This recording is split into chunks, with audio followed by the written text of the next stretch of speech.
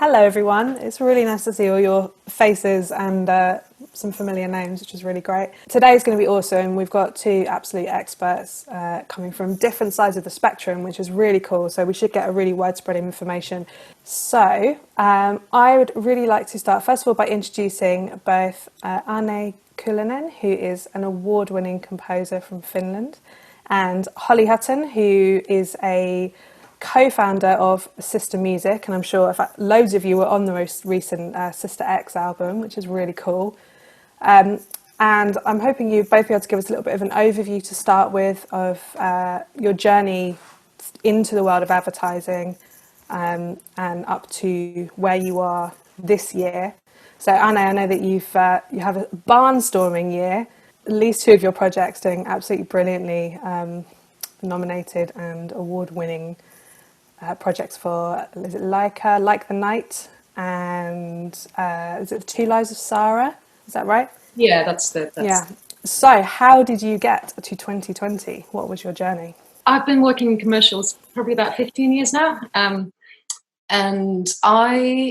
before I pitched my first one, I kind of felt like it would be an area I'd want to try out. I didn't really know exactly how it worked, and any of the kind of ins and outs of it, but I happened to meet a director at a party who we had a brief discussion with, and I didn't actually even get a chance to talk about my desire to work with commercials and write music for commercials, and I ended up, because he's someone who uses a lot of normal people as actors in his commercials, so I ended up going for an audition to be in one of his commercials, and I am the worst actor you could ever find. So it was quite an ask. But the whole idea I had, I wanted to talk to him about possibly writing music for his commercials. So I went into this audition where I had to be a captured princess in a ninja fight scene.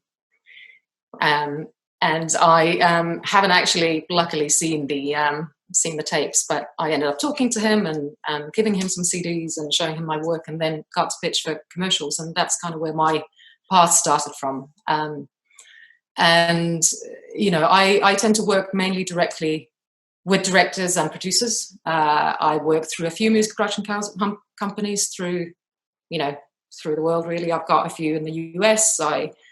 I've worked with European ones, but most of my work comes through the directors and producers. I guess for me, it's really important to cultivate those relationships. I work a lot with the same people, and who tend to come back, every time they've got something that they can have composed music for. And I've been very lucky. I think I've been very lucky this year. Well, both of these projects really finished last year, so they're picking up awards this year. But working with really talented directors who feel really strongly about music in their commercials, and who really, who are willing to also kind of put themselves a bit on the line and fight for it if they feel like there's a project that really deserves, custom-made music rather than just off-the-shelf stuff.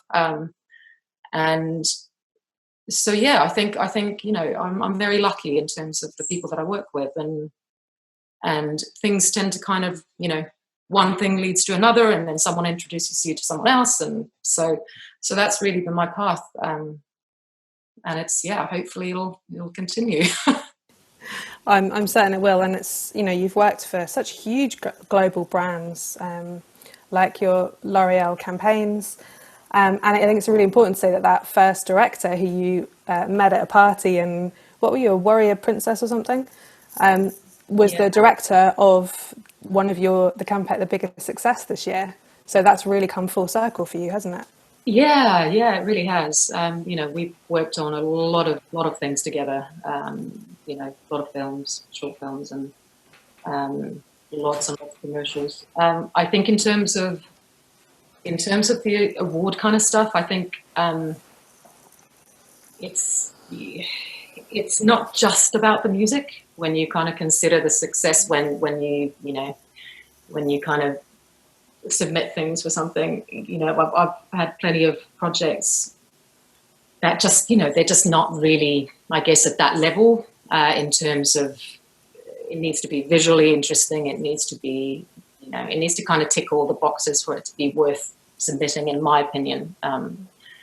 So, it's really the first year I've ever kind of felt strongly enough, I guess, about the projects to kind of put them forward, because none of these things are free. You're having to pay a fee to put them in, and it's more about, awards are awards, and next year there's going to be someone else. But I think in terms of generating more work, like, you really need to consider the value of it in terms of helping your career and visibility, and with some of these nominations, they've already really paid themselves back to me in the form of new work, because people take note of the nominations or the awards and then, say, hey, would you pitch for this thing, and what would you do for this? And so, it's, you've got to kind of consider it just as an investment, I think, into your career.